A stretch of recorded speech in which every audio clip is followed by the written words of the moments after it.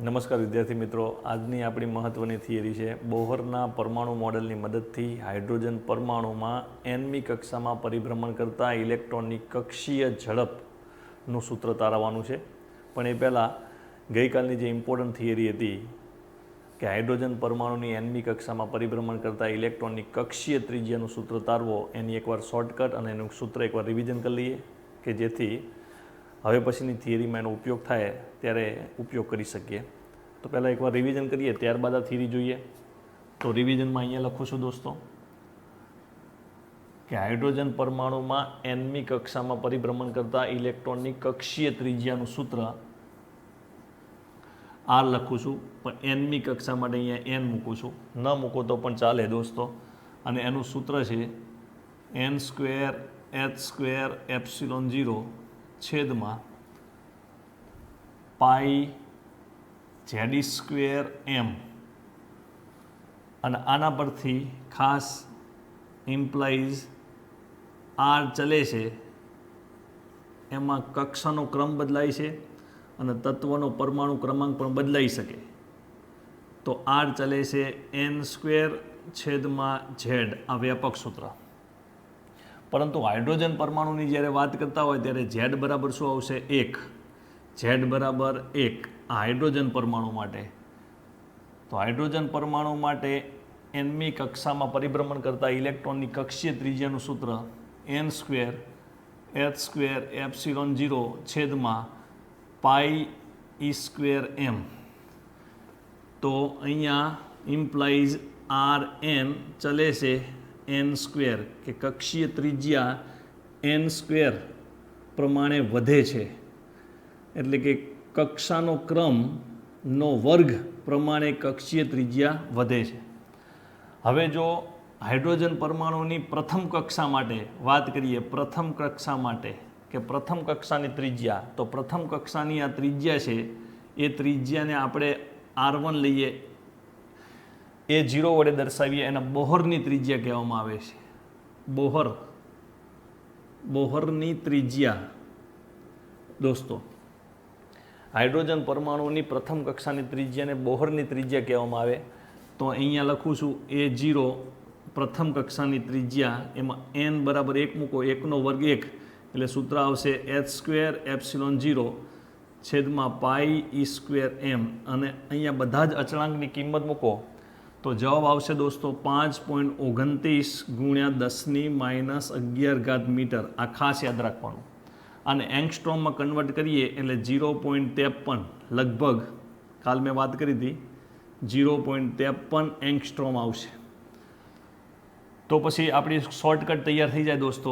અહીંથી શોર્ટકટ એક તૈયાર થઈ જાય કે nમી કક્ષાની ત્રિજ્યા એમાં આ આગળ રાખવું અને બાકીનાને શું કહેવાય? બોહરની ત્રિજ્યા કહેવાય બાકીનાને. એટલે શું આવશે? A0 અને n² A0 એટલે પ્રથમ કક્ષાની ત્રિજ્યા. તો હાઇડ્રોજન પરમાણુની જુદી જુદી કક્ષાની ત્રિજ્યા શોધવી હોય તો પ્રથમ કક્ષાની ત્રિજ્યા શોધવી હોય તો અહીંયા 1 મૂકો, R1 તો તમને ખબર છે એટલે પ્રથમ કક્ષાની ત્રિજ્યા.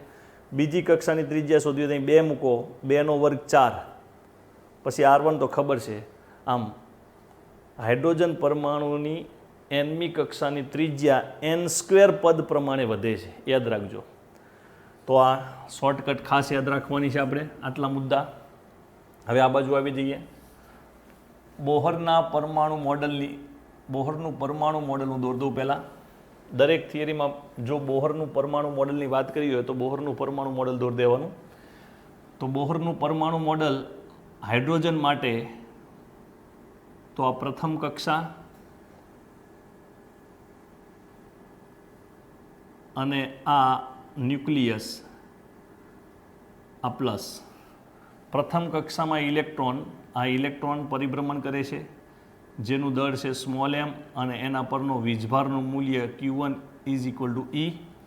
ન્યુક્લિયસ પર વીજભારનું મૂલ્ય Q2 બરાબર ZE અને ઇલેક્ટ્રોનની કક્ષીય ત્રિજ્યા R. અને આ ઇલેક્ટ્રોનની કક્ષાની ઝડપ શોધવાની છે, કક્ષીય ઝડપ. હવે આ બિંદુએ વેગ કઈ દિશામાં? તે બિંદુએ દોરેલા સ્પર્શકની દિશામાં. આ ઇલેક્ટ્રોનની કક્ષીય ઝડપનું સૂત્ર તારવવાનું છે અને એની પણ આપણે શોર્ટકટ મેળવશું દોસ્તો. તો સૌથી પહેલું વાક્ય કે ઇલેક્ટ્રોનને પરિભ્રમણ કરવા માટે એટલે કે વર્તુળમાં ગતિ કરવા માટે કયા બળની જરૂર પડે? કેન્દ્રગામી બળની જરૂર પડે. અને આ કેન્દ્રગામી બળ કોણ પૂરું પાડે છે? તો ન્યુક્લિયસ દ્વારા ઇલેક્ટ્રોન પર લાગતું કુલંબીય આકર્ષી બળ પૂરું પાડે છે. માટે અહીંયા ડાયરેક્ટ વાક્ય લખી દઈશું કે ઇલેક્ટ્રોન પર લાગતું કેન્દ્રગામી બળ, ઇલેક્ટ્રોન પર લાગતું કેન્દ્રગામી બળ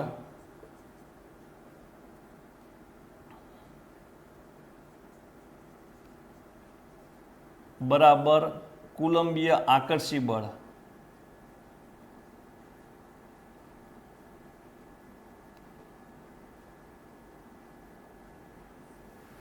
ઇલેક્ટ્રોન પર લાગતું કેન્દ્રગામી બળનું સૂત્ર mv²/r અને કુલંબીય આકર્ષી બળનું સૂત્ર આપણને ખબર છે F = kq1q2/r². k એટલે 1/4πε0, q1 એટલે E અને q2 એટલે ZE. પરંતુ હાઇડ્રોજન પરમાણુ માટે Z બરાબર કેટલા લેવાના છે? તો હાઇડ્રોજન પરમાણુ માટે Z બરાબર 1. તો q1 બરાબર E અને q2 બરાબર શું થશે? એ પણ બરાબર શું થશે? 1 E જ થશે, કારણ કે Z બરાબર 1. એટલે અહીંયા q1 q2 એટલે E ગુણ્યા E એટલે E²/r². હવે મારે કક્ષીય ઝડપ જોઈએ છે દોસ્તો. તો કક્ષીય ઝડપ માટે આ v² વાળા પદને હું કરતા બનાવીશ. એમાં એક r ઉડાડી જઈશ. એટલે v² બરાબર E²/4πε0 એમ છેદમાં આવશે mr. હવે E અચળ, 4 અચળ, પાઈ અચળ, ε0 અચળ અને m અચળ. હા, કક્ષાની ત્રિજ્યા બદલાય એમ ઇલેક્ટ્રોનની કક્ષીય ઝડપ બદલાશે. એટલે હું અહીંયા ઇમ્પ્લાઇઝ કરીને લખું છું આ બધા અચળાંક. એટલે v² ચલે છે 1/r આવે અને હું આ વર્ગ દૂર કરવા માટે બંને બાજુ શું લેવું પડે? વર્ગમૂળ લેવું પડે. એટલે v ચલે છે 1/√r. એટલે ઇલેક્ટ્રોનની કક્ષીય ઝડપ એ કક્ષીય ત્રિજ્યાના વર્ગમૂળના વ્યસ્ત પ્રમાણમાં હોય છે. આ જ વસ્તુ દોસ્તો મોટું તંત્ર સૂર્યમંડળ અને ગ્રહથી બનતા મોટા તંત્રને પણ લાગુ પડે છે. માનો કે આ સૂર્ય છે, કેન્દ્રમાં જેમ ન્યુક્લિયસ છે એમ સૂર્યમંડળ લઈએ તો વચ્ચોવચ આપણે સૂર્ય લઈ લઈએ. આ સૂર્યનું દળ ms અને એની ફરતેની કક્ષામાં ગ્રહો પરિભ્રમણ કરે છે. અને એ ગ્રહ તરીકે હું પૃથ્વી લઈ લઉં. આ પૃથ્વી ગ્રહ, આ ગુરુત્વાકર્ષણ ચેપ્ટરમાં મેં શીખવેલું. અને પૃથ્વીનું દળ me, આ બંને વચ્ચેનું અંતર r. પૃથ્વીને પરિભ્રમણ કરવા માટે કયા બળની જરૂર પડે? તો કેન્દ્રગામી બળની જરૂર પડે. તો પૃથ્વીનું કેન્દ્રગામી બળ mv²/r. અને કયું બળ પૂરું પાડે? તો સૂર્ય પૃથ્વી ઉપર જે ગુરુત્વાકર્ષણ બળ લગાડે છે એ ગુરુત્વાકર્ષણ બળ પૂરું પાડે છે. એટલે એ ગુરુત્વાકર્ષણ બળ G, બંનેના દળનો ગુણાકાર છેદમાં બંને વચ્ચેના અંતરના વર્ગનો વ્યસ્ત. હવે હું કક્ષીય ઝડપ આને કરતા બનાવું છું. તો me ઉડી જશે, એક r ઉડી જશે. એટલે v² આવ્યું, v² બરાબર gms છેદમાં એક r આવશે. પણ આ વર્ગ કાઢી દઉં એટલે પેલી બાજુ શું આવશે? વર્ગમૂળ આવશે. એટલે વર્ગમૂળમાં gms છેદમાં r, એમાં g અચળ ms અચળ રહે. એટલે v ચલે છે 1/√r. એટલે સૂર્યમંડળ એટલે કે સૂર્ય અને ગ્રહોથી બનતા જે તંત્ર છે એ તંત્રમાં પણ આ જ સૂત્ર લાગુ પડે કે કક્ષામાં પરિભ્રમણ કરતા ગ્રહની કક્ષીય ઝડપ એ કક્ષીય ત્રિજ્યાના વર્ગમૂળના વ્યસ્ત પ્રમાણમાં હોય છે. એ જ વસ્તુ અહીંયા નાના તંત્રમાં પણ લાગુ પડે છે, પરમાણુમાં. એટલે ખાસ ધ્યાન રાખજો આ, કારણ કે આ બધી શોર્ટકટ તમને આવડતી હોય ને તો તમે ફટાફટ MCQ સોલ્વ કરી શકો દોસ્તો. તો આ નીકાળી દઉં છું.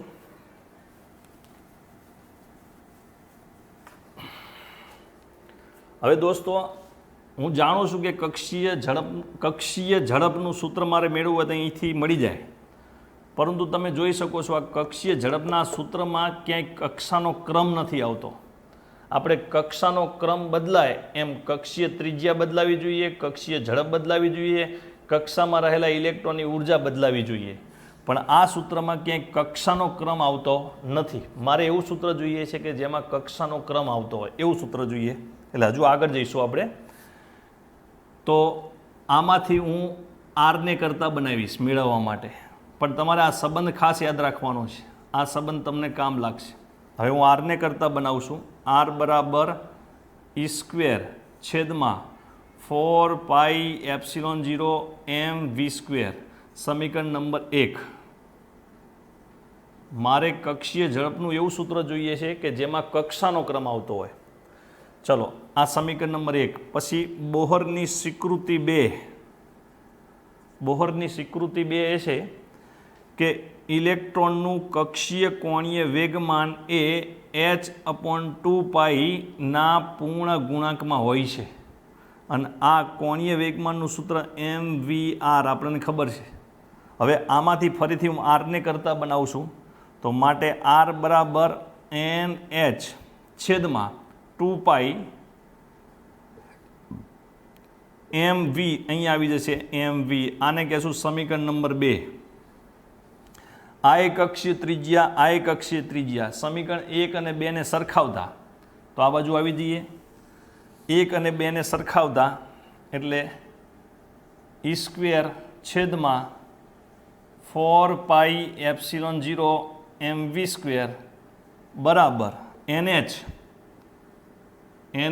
છેદમાં 2π mv. હવે મારે ખાલી વીને કરતાં બનાવવાનો છે, તો એક વી અહીંથી ઉડી જશે, એક પાઈ ઉડી જશે દોસ્તો, એક એમ ઉડી જશે અને 2 દુના 4 થશે. હવે આ જે એક વી વધે છે અહીંયા લાવી દઉં છું. માટે કક્ષીય ઝડપ વી બરાબર, તો આ nh ક્યાં આવશે છેદમાં, એટલે ઈ સ્ક્વેર છેદમાં અહીં તો 2 છે જ 2 nh અને એક ε0 છે ε0.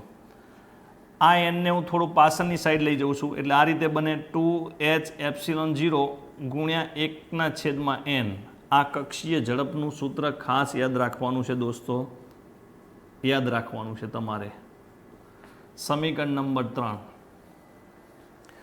તો અહીંયા ઇલેક્ટ્રોન પરનો વીજભાર એ અચળ છે, પ્લાન્ક અચળાંક એ અચળ છે, ε0 અચળ છે. કક્ષાનો ક્રમ બદલાય એમ કક્ષીય ઝડપ બદલાશે. એટલે આટલું અચળાંક છે, માટે વી ચલે છે શું આવશે 1/n. એટલે કક્ષાનો ક્રમ જેમ વધતો જાય એટલે ન્યુક્લિયસથી જેમ દૂર જઈએ એમ કક્ષાનો ક્રમ વધતો જશે. કક્ષાનો ક્રમ વધતો જશે તો ઇલેક્ટ્રોનની ઝડપ તે જે તે કક્ષામાં શું થતી જશે, ઘટતી જશે.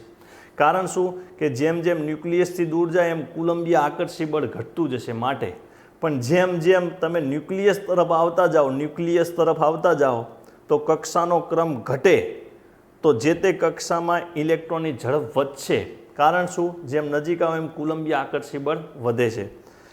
હવે બીજી વસ્તુ અહીંયા તમને આ સૂત્ર જુઓ. અહીંયા હાઇડ્રોજન પરમાણુ માટે કક્ષીય ત્રિજ્યા એ n² ના સમપ્રમાણમાં છે. તો અહીંયા ખાલી લખું છું કે કક્ષીય ત્રિજ્યા એ n² ના સમપ્રમાણમાં છે.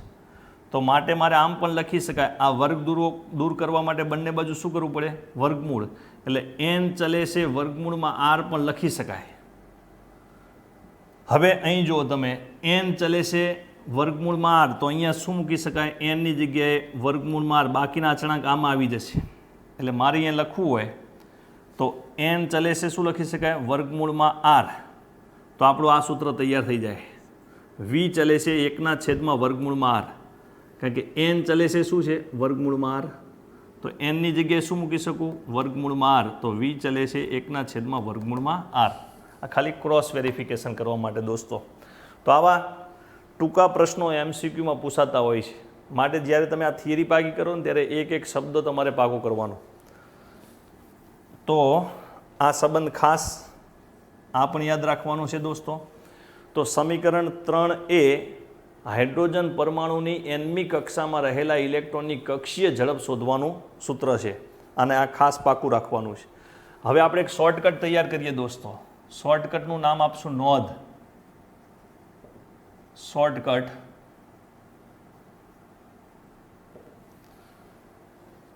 તો તમે જોઈ શકો છો, આ સૂત્ર હું અહીં લખું, nમી કક્ષામાં પરિભ્રમણ કરતા ઇલેક્ટ્રોનની કક્ષીય ઝડપ. અહીંયા હું Vn મૂકું છું, તમે V મૂકો તો પણ ચાલશે.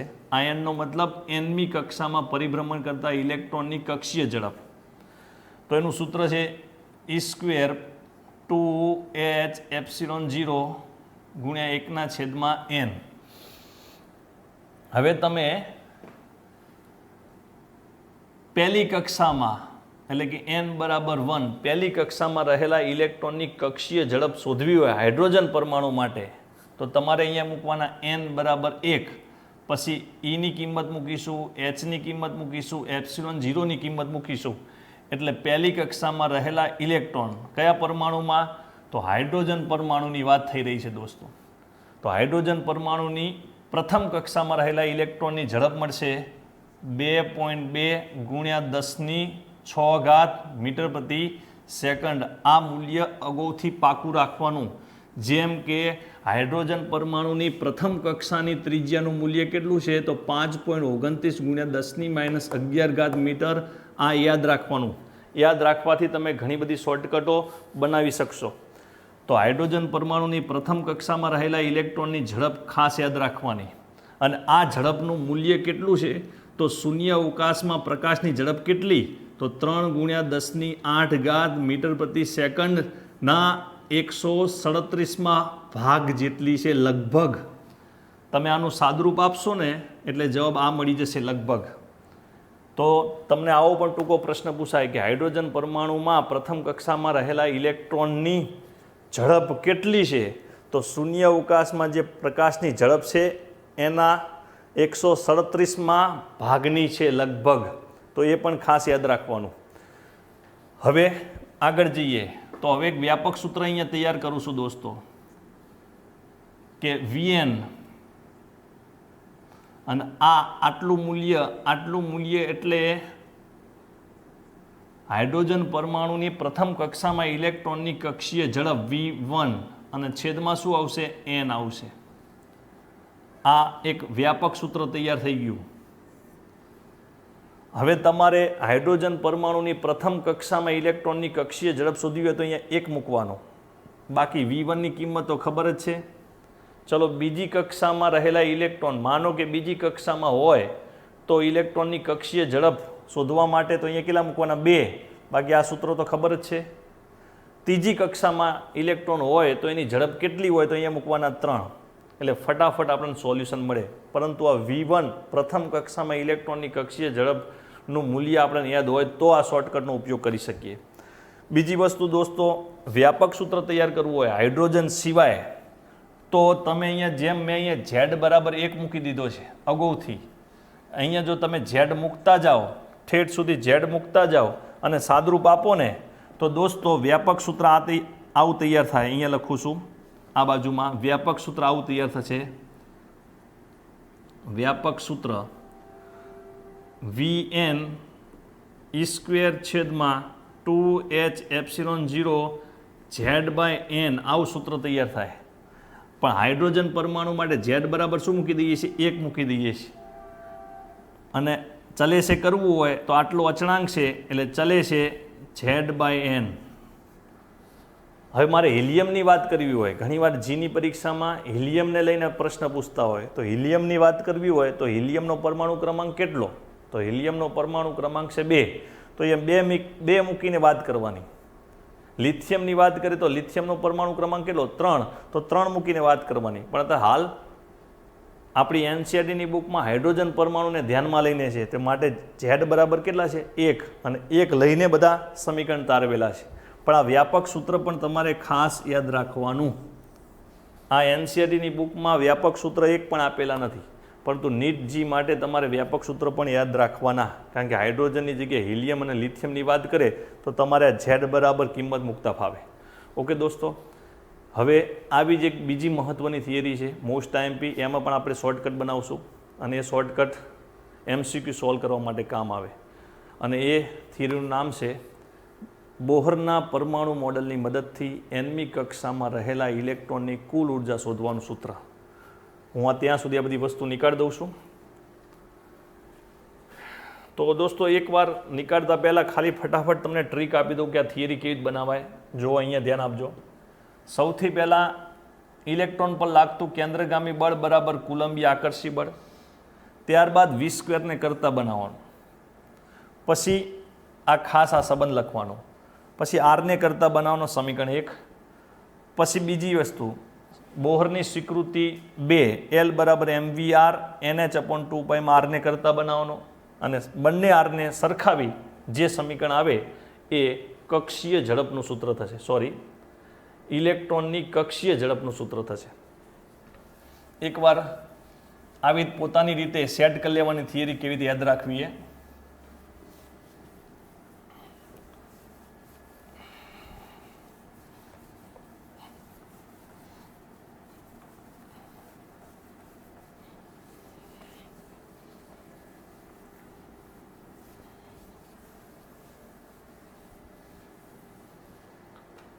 ચલો, ત્રીજી મોસ્ટ આઈએમપી થિયરી બોહર પરમાણુ મોડલની મદદથી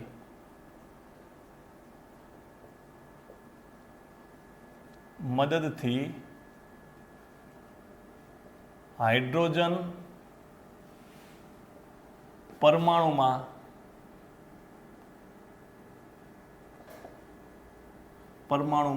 nમી કક્ષામાં રહેલા ઇલેક્ટ્રોનની કુલ ઉર્જા શોધવાનું સૂત્ર તારવો.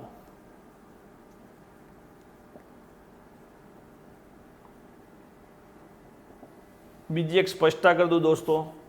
હાઇડ્રોજન પરમાણુમાં nમી કક્ષામાં રહેલા ઇલેક્ટ્રોનની કુલ ઉર્જા અને એ જ પરિણામ nમી કક્ષાની ઉર્જા કે nમી કક્ષાની કુલ ઉર્જા, તો આ જ સમીકરણ આવે, આ જ થિયરી આવે. nમી કક્ષામાં રહેલા ઇલેક્ટ્રોનની કુલ ઉર્જા અથવા nમી કક્ષાની ઉર્જા, તો આ જ સૂત્ર આવશે, આ જ સમીકરણ આવશે, આ જ થિયરી આવશે દોસ્તો. તો સૌથી પહેલાં આપણે આનું સૂત્ર એકવાર યાદ કરી લઈએ કે આપણે કયું સૂત્ર તારવવાનું છે. એ સૂત્ર હું અહીંયા લખું છું. જુઓ, nમી કક્ષા એટલે પહેલી કક્ષા, બીજી કક્ષા, ત્રીજી કક્ષા, ગમે તે કક્ષા હોઈ શકે.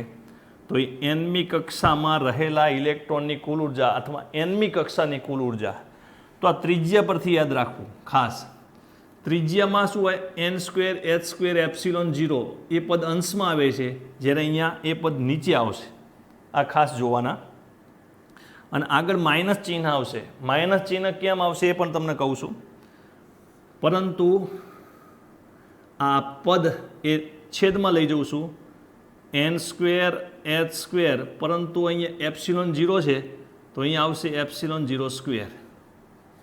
ચલો,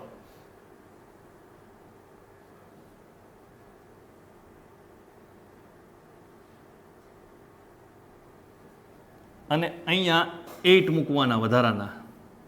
ત્યારબાદ આ જે પદ નીચે છે, આ જે નીચેવાળા પદ છે એ પદ ઉપર લઈ જવાના થશે. એટલે એમાં ઝેડ છે અને ઈ છે, બંનેનો વર્ગ કરવાનો. એટલે z² અને ઈની 4 ઘાત. અને અહીંયા m, તો અહીંયા m મૂકવાના. પાઈ દોસ્તો છેદમાં છે એની જગ્યાએ શું મૂકી દેવાનું? 8 કમ્પ્લેટ. પણ અહીંયા ઝેડ અને ઈ જે છે, ઝેડનો વર્ગ કરો એટલે z² અને e² નો વર્ગ કરો એટલે ઈની 4 ઘાત. આ તો કોઈક વાર ભૂલી જાઓ તો આ સમીકરણ આ રીતે યાદ રાખવાનું. ફરીથી માઇનસ, હવે તમને યાદ રહી જશે, z² ઈની 4 ઘાત m છેદમાં અહીં જે પાઈ છે, પાઈની જગ્યાએ 8 n²h² ε0². ચલો કમ્પ્લીટ. આ સૂત્ર આપણે તારવવાનું છે. અને આને સંબંધ બનાવવો હોય તો nમી કક્ષાની ઉર્જા ચલે છે, આ z² તત્વનો પરમાણુ ક્રમાંક બદલી શકે. હાઇડ્રોજનની જગ્યાએ હિલિયમ લિથિયમ લે તો પરમાણુ ક્રમાંક બદલે z². સાથે સાથે કક્ષાનો ક્રમ પણ બદલાય એટલે છેદમાં n². ચલો આટલું ખાસ જોવાનું. પછી આપણે હાઇડ્રોજન પરમાણુ માટે વાત કરીએ તો ઝેડ બરાબર શું મૂકી દેશું? 1 મૂકી દેશું. ચલો આ બાજુ આવીએ તો બોહરનું પરમાણુ મોડલ ફટાફટ હું દોરી દઉં છું. આ બોહરનું પરમાણુ મોડલ હાઇડ્રોજન પરમાણુ માટે એટલે પ્રથમ કક્ષા, આ ન્યુક્લિયસને બીજી રીતે આ રીતે પણ દર્શાવાય પ્લસ કરીને, એના પરનો વીજભાર Q2 બરાબર ZE. આ ઇલેક્ટ્રોનને આ રીતે પણ દર્શાવાય, ઇલેક્ટ્રોન પર વીજભારનું મૂલ્ય Q1 બરાબર E. આ કક્ષીય ત્રિજ્યા અને આ કક્ષીય વેગ. ચલો આટલું. હવે આપણને ખબર છે કે ઇલેક્ટ્રોનને પરિભ્રમણ કરવા માટે, વર્તુળમય ગતિ કરવા માટે કયા બળની જરૂર પડે? તો કેન્દ્રગામી બળની જરૂર પડશે. તો ડાયરેક્ટ લખી દઉં છું ઇલેક્ટ્રોન પર લાગતું કેન્દ્રગામી બળ. અને કોણ પૂરું પાડે છે? ન્યુક્લિયસ દ્વારા ઇલેક્ટ્રોન પર લાગતું કુલંબીય આકર્ષી બળ પૂરું પાડે છે. તો કુલંબીય આકર્ષી બળ ઇક્વલ કેન્દ્રગામી બળનું સૂત્ર મૂકું mv²/r અને કુલંબીય આકર્ષી બળનું સૂત્ર આપણે F = kQ1Q2/r². કેની જગ્યાએ શું આવશે? અહીંયા 1/4πε0. Q1 એટલે E, Q2 એટલે ZE. પણ હાઇડ્રોજન પરમાણુ માટે Z બરાબર કેટલા મૂકવાના છે? Z બરાબર 1 એટલે E ગુણ્યા E²/r². હવે દોસ્તો ખાસ આપણે મેળવવાનું શું એકવાર જોઈ લો. તો nમી કક્ષામાં રહેલા ઇલેક્ટ્રોનની કુલ ઉર્જા મેળવવાની છે. હવે nમી કક્ષામાં રહેલા ઇલેક્ટ્રોનની કુલ ઉર્જા, આ કુલ ઉર્જાને હું En વડે દર્શાવું છું. E વડે પણ દર્શાવાય દોસ્તો, પણ અહીંયા n એટલા માટે કે nમી કક્ષા માટે, પહેલી કક્ષા, બીજી કક્ષા, ત્રીજી કક્ષા. અને પ્રચલિત ક્લાસિકલ મિકેનિક્સ, પ્રચલિત યંત્રશાસ્ત્ર મુજબ કુલ ઉર્જા બરાબર શું થશે? ગતિ ઉર્જા વત્તા સ્થિતિ ઉર્જા. કોની? તો કુલ ઉર્જા બરાબર ઇલેક્ટ્રોનની કુલ ઉર્જા બરાબર ઇલેક્ટ્રોનની ગતિ ઉર્જા વત્તા ઇલેક્ટ્રોનની સ્થિતિ ઉર્જા ના સરવાળા જેટલી હોય. આને આપણે સમીકરણ નંબર 1 આપશું. આટલા પરથી યાદ રાખવાનું કે કુલ ઉર્જા શોધવાની કે ઇલેક્ટ્રોનની કુલ ઉર્જા, તો ઇલેક્ટ્રોનની કુલ ઉર્જા બરાબર ગતિ ઉર્જા, ઇલેક્ટ્રોનની ગતિ ઉર્જા વત્તા ઇલેક્ટ્રોનની સ્થિતિ ઉર્જાના સરવાળા જેટલી હોય. હવે આપણે સૌથી પહેલાં ગતિ ઉર્જા મેળવીશું, ત્યારબાદ સ્થિતિ ઉર્જા મેળવીશું અને બંનેનો શું કરશું? સરવાળો કરશું એટલે આપણી થિયરી પૂરી થઈ જશે. તો દોસ્તો તમને ખબર છે ગતિ ઉર્જાનું સૂત્ર 1/2 mv². ગતિ ઉર્જાનું સૂત્ર 1/2 mv². કોની ગતિ ઉર્જા મેળવવાની છે? ઇલેક્ટ્રોનની. તો ઇલેક્ટ્રોનનું દળ, ઇલેક્ટ્રોનની કક્ષીય ઝડપ. તો જો અહીંયા mv² આવે છે, ઓકે, ખાલી r નડે છે તો એક r ઉડાડી દઉં છું અહીંયા. પછી મારે શું કરવાનું? ખાલી બંને બાજુ 1/2 વડે ગુણ દઉં એટલે ઇલેક્ટ્રોનની ગતિ ઉર્જા મળી જાય. આ રીતે તમારે થિયરી યાદ રાખવાનો પ્રયત્ન કરવાનો. માટે ઇલેક્ટ્રોનની ગતિ ઉર્જા એને કે વડે દર્શાવશું અને આપણને ખબર છે 1/2 mv². હવે મારે mv² બરાબર ખાલી શું મૂકવાનું? તો mv² બરાબર આટલું મૂકવાનું અને 2 એ આની સાથે ગુણી જશે એટલે જવાબ શું આવશે? 1/8πε0 ઉપર E² અને નીચે r. ખાસ અહીંયા યાદ રાખજો Z બરાબર મેં અગાઉથી એક લઈ લીધા છે હાઇડ્રોજન પરમાણુ માટે. હવે આ જે ગતિ ઉર્જા છે, આ ગતિ ઉર્જા, એ ગતિ ઉર્જાનું સૂત્ર આટલું મળે છે. એ સૂત્ર પણ તમારે ખાસ યાદ રાખવાનું. આને સમીકરણ નંબર 2 કહું છું. સમીકરણ નંબર 2. હવે આ જે ગતિ ઉર્જા છે, ગતિ ઉર્જાને k બરાબર x હાલ લઉં. ગતિ ઉર્જા આ k બરાબર x તમને કામ લાગશે. આ જે પદ છે ને હું x ધારી લઉં છું. જેમ આપણે ગુરુત્વાકર્ષણ ચેપ્ટરમાં આ જ વસ્તુ શીખેલા, ગતિ ઉર્જાને x ધારી લીધેલો. હવે મારે સ્થિતિ ઉર્જા જોઈએ છે તથા ઇલેક્ટ્રોનની સ્થિતિ ઉર્જા, અને ઇલેક્ટ્રોનની સ્થિતિ ઉર્જાને આપણે u વડે દર્શાવીએ. અને સ્થિતિ ઉર્જાનું સૂત્ર આપણને ખબર છે દોસ્તો. સ્થિતિ ઉર્જાનું સૂત્ર u બરાબર -k Q1 Q2/r. આ આપણને ખબર છે.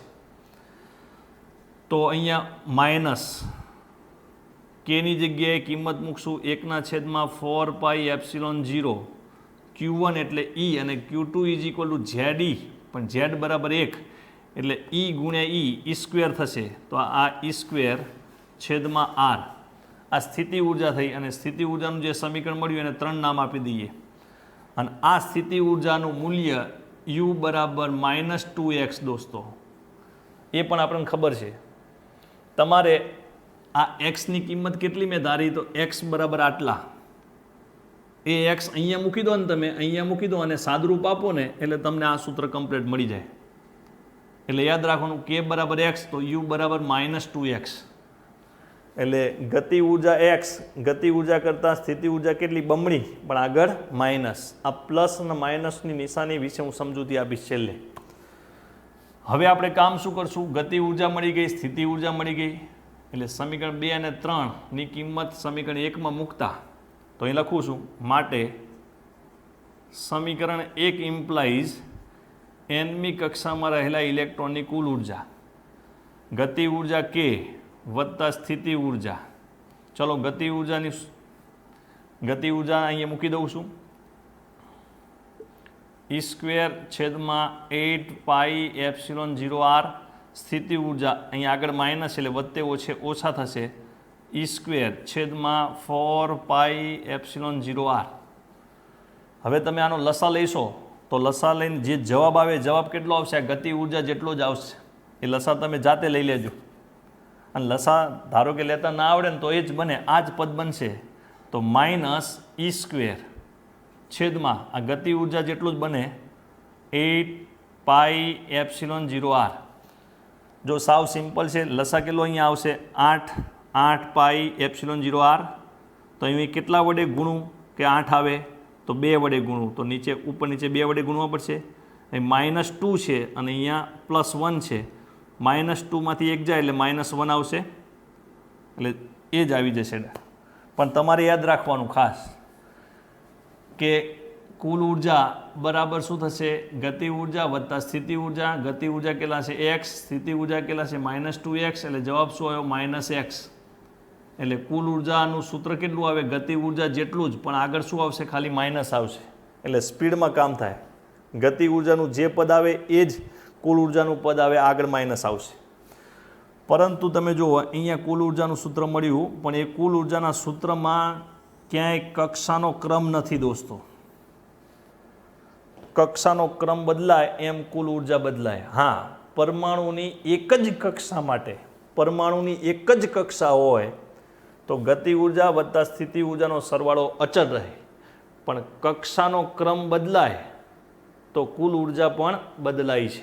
પણ એક જ કક્ષા માટે કુલ ઉર્જા અચળ રહે છે. એટલે જેમ જેમ કક્ષા બદલાતી હોય, એટલે કે ન્યુક્લિયસથી તમે દૂર જાઓ તો કક્ષાનો ક્રમ વધે, એમ ઇલેક્ટ્રોનની કુલ ઉર્જા પણ ફેરફાર થાય છે. કઈ રીતે ફેરફાર થાય છે એ શોધવા માટે આ સૂત્રમાં કક્ષાનો ક્રમ આવવો જરૂરી છે. તો હવે કક્ષાના ક્રમ માટે અહીંયા ત્રિજ્યાનું સૂત્ર મૂકવું પડે. તો કક્ષીય ત્રિજ્યાનું જો સૂત્ર તમને ના આવડતું હોય તો પ્રશ્ન ઊભો થાય. તો કક્ષીય ત્રિજ્યાનું સૂત્ર, આને સમીકરણ નંબર 4 આપી દઉં છું. પણ ઇલેક્ટ્રોનની કક્ષીય ત્રિજ્યાનું સૂત્ર R પણ લખી શકાય, Rn પણ લખી શકાય. અને એ સૂત્ર n²h²ε0 છેદમાં πz²m દોસ્તો. પણ હાઇડ્રોજન પરમાણુ માટે છે એટલે Z બરાબર શું આવશે? 1. અને 1 ન લખો તો ચાલે. આ કિંમત ક્યાં મૂકી દેશું? અહીંયા મૂકી દેશું. એટલે માટે સમીકરણ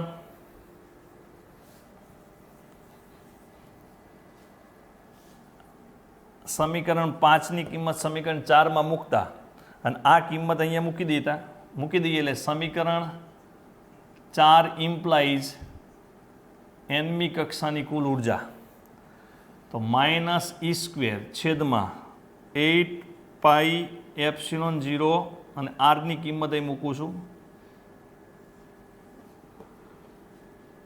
n²h²ε0 છેદમાં πz²m, પણ ઝેડની જગ્યાએ 1. અહીંયા ખાલી પાઈ ઉઠશે દોસ્તો.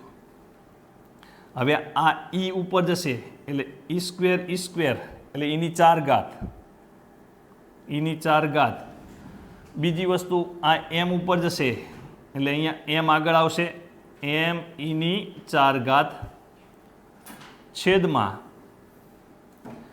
અહીંયા એપ્સિલોન 0 1 છે, અહીંયા એપ્સિલોન 0 1 છે એટલે 8 n square h square epsilon 0 square. જો ઠેઠ સુધી હાઇડ્રોજન પરમાણુનો પરમાણુ ક્રમાંક Z રાખું તો અહીંયા ઉપર Z આવશે, તો ઉપર શું આવશે? Z સ્ક્વેર આવશે. સાદરૂપ આપતા જઈએ ને તો ઉપર Z સ્ક્વેર આવશે. પરંતુ હાઇડ્રોજન પરમાણુ માટે પરમાણુ ક્રમાંક કેટલો છે? 1, અને 1 વર્ગ 1 ન લખો તો ચાલે. તો આ હાઇડ્રોજન પરમાણુમાં nમી કક્ષામાં રહેલા ઇલેક્ટ્રોનની કુલ ઉર્જા શોધવાનું સૂત્ર આવી ગયું.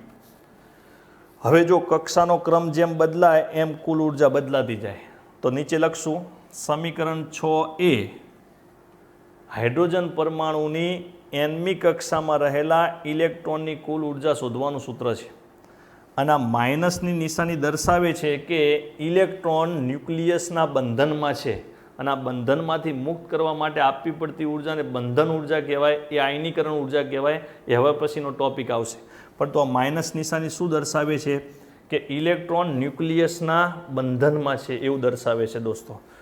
હવે વ્યાપક સૂત્ર મારે ખાસ તૈયાર કરવું હોય, પણ એ પહેલાં અહીંયા ઇમ્પ્લાઇઝ કરીને લખું છું કે 8 અચળ, h અચળ, એપ્સિલોન 0 અચળ, e અચળ, m અચળ, એટલે En ચલે છે 1/n સ્ક્વેર આવશે. અને જો Z વાળું પદ લાવવું હોય વ્યાપક સૂત્ર તો અહીંયા શું આવશે? Z સ્ક્વેર આવશે. તો અહીંયા આપણે શું મૂકી દઈશું? Z square. હાઇડ્રોજનની વાત કરીએ તો Z બરાબર 1, 1 વર્ગ 1. પણ હિલિયમની વાત થતી હોય ત્યારે હિલિયમનો પરમાણુ ક્રમાંક 2, 2 વર્ગ 4 થશે. લિથિયમની વાત કરીએ તો 3, 3 વર્ગ 9. તો આપણે વ્યાપક સૂત્ર પણ ખાસ યાદ રાખવાનું નીટ જી માટે. બાકી એનસીઆરટીની બુક માટે તો માત્ર હાઇડ્રોજન પરમાણુની જ વાત કરી છે. એટલે આપણે Z બરાબર 1 લઈએ હાઇડ્રોજન માટે. ચલો આ કમ્પ્લીટ સૂત્ર તમને યાદ રહી ગયું. હવે આપણે એક શોર્ટકટ તૈયાર કરીએ દોસ્તો, અને એ શોર્ટકટ આપણી માટે બહુ મહત્ત્વની છે. પણ એક આ પણ શોર્ટકટ યાદ રાખી લેજો દોસ્તો કે ગતિ ઉર્જા બરાબર x. તો સ્થિતિ ઉર્જા કેટલી? ગતિ ઉર્જા કરતાં બમણી, આગળ માઇનસ. અને કુલ ઉર્જા કેટલી? તો ગતિ ઉર્જા જેટલી જ પણ આગળ માઇનસ. આ માઇનસ નિશાની શું દર્શાવે છે? કે ઇલેક્ટ્રોન ન્યુક્લિયસના બંધનમાં છે. હવે શોર્ટકટ તૈયાર કરીએ આપણે પેજ લેખ, પછી થિયરી એકવાર રિવિઝન કરી દઈશું. તો અહીંયા લખું છું નોંધ શોર્ટકટ. આ શોર્ટકટનો ઉપયોગ કરીને હવે પછીની બધી થિયરીઓ ભણવાની છે. તો ચલો આ કુલ ઉર્જાનું સૂત્ર એકવાર લખી દઉં. nમી કક્ષામાં રહેલા ઇલેક્ટ્રોનની કુલ ઉર્જા માઇનસ m e ની 4 ઘાત છેદમાં 8 n square h square epsilon 0 square. તો અહીંયા એક અચળાંક લઈ લઉં. કયો અચળાંક? આ ઇલેક્ટ્રોનનું દળ. ઇલેક્ટ્રોનનું દળ 9.1 × 10⁻31 ઘાત. ઇલેક્ટ્રોન પર વીજભાર 1.6 × 10⁻19 ઘાત. આ કક્ષાનો ક્રમ તો બદલાશે. પ્લાન્ક અચળાંક 6.625 × 10⁻34 ઘાત.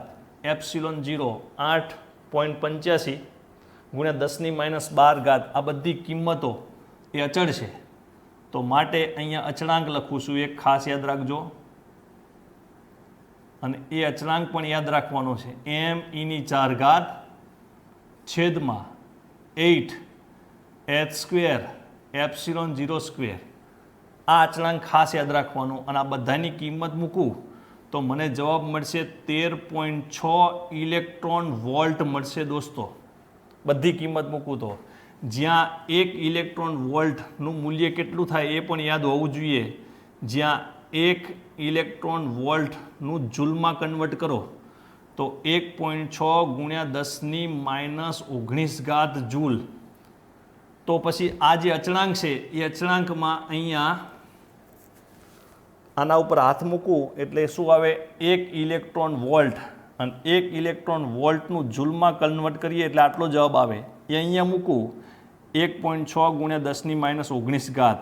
હવે 1.6 આની સાથે ગુણાય એટલે 21.76 વચ્ચે કોણ 10⁻⁹ જૂલ.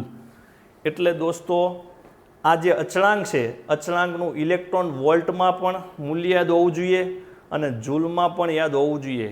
નીટ અને જી માટે દરેક વસ્તુ યાદ રહે એટલો આપણને ફાયદો થાય. હવે વ્યાપક સૂત્ર તૈયાર કરીએ. અહીંયા આનો ઉપયોગ કરીને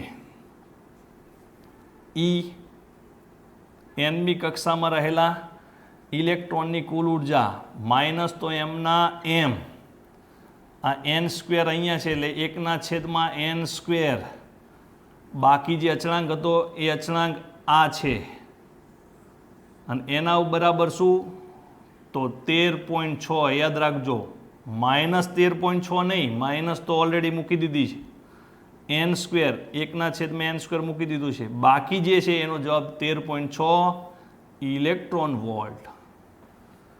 તો અહીંયા વ્યવસ્થિત બનાવી દઈએ તો -13.6/n² ઇલેક્ટ્રોન વોલ્ટ. જૂલમાં કન્વર્ટ કરવું હોય તો તમારે આ કિંમત મૂકવાની થાય અહીંયા 13.6ની જગ્યાએ, અથવા આ રીતે અહીંયા 1 ઇલેક્ટ્રોન વોલ્ટ એટલે 1.6 × 10⁻⁹, 1.6 આની સાથે ગુણો એટલે 21.76 આવે. હવે એવી જ રીતે દોસ્તો વ્યાપક સૂત્ર મારે બનાવવું હોય, વ્યાપક સૂત્ર પણ યાદ રાખવું જરૂરી છે. તો વ્યાપક સૂત્રમાં શું છે કે અહીંયા z² આવે. શું આવે દોસ્તો? અહીંયા z². તો મારે અહીંયા પછી z² મૂકવું પડે. અહીંયા z², તો સાદરૂપ આપું તો વ્યવસ્થિત આ રીતે થાય z²/n² ઇલેક્ટ્રોન વોલ્ટ.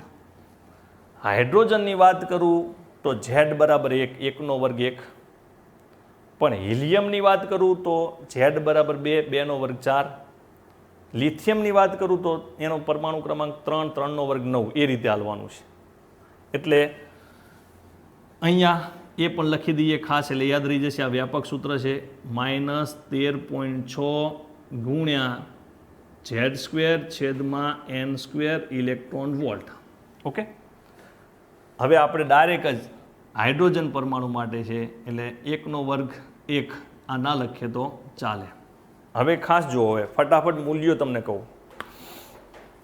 માનો કે હાઇડ્રોજન પરમાણુમાં પહેલી કક્ષામાં ઇલેક્ટ્રોન છે, એ પહેલી કક્ષામાં રહેલા ઇલેક્ટ્રોનની કુલ ઉર્જા શોધવી છે અથવા પહેલી કક્ષાની કુલ ઉર્જા શોધવી છે. તો અહીંયા 1 મૂકી દો, 1નો વર્ગ 1. તો પહેલી કક્ષા અહીંયા n = 1, પહેલી કક્ષા માટે કુલ ઉર્જા કેટલી? તો સાદરૂપ આપશો તો -13.6 ઇલેક્ટ્રોન વોલ્ટ. ચલો બીજી કક્ષામાં રહેલા ઇલેક્ટ્રોનની કુલ ઉર્જા શોધવી છે, તો અહીંયા 2 મૂકશું, 2નો વર્ગ 4. તો બીજી કક્ષામાં રહેલા ઇલેક્ટ્રોનની કુલ ઉર્જા તો -3.40 ઇલેક્ટ્રોન વોલ્ટ. 2નો વર્ગ 4 એટલે આના ભાગે 4 કરવાના. એવી રીતે n = 3, ત્રીજી કક્ષામાં રહેલા ઇલેક્ટ્રોનની કુલ ઉર્જા શોધવી છે, તો 3નો વર્ગ 6 નહીં 9, -13.6 / 9 કરો એટલે જવાબ આવે E3 = -1.51 ઇલેક્ટ્રોન વોલ્ટ. ચોથી કક્ષામાં રહેલા ઇલેક્ટ્રોનની કુલ ઉર્જા શોધવી છે, તો એ 4નો વર્ગ 16, -13.6/16 કરો એટલે જવાબ આવે -0.85 ઇલેક્ટ્રોન વોલ્ટ.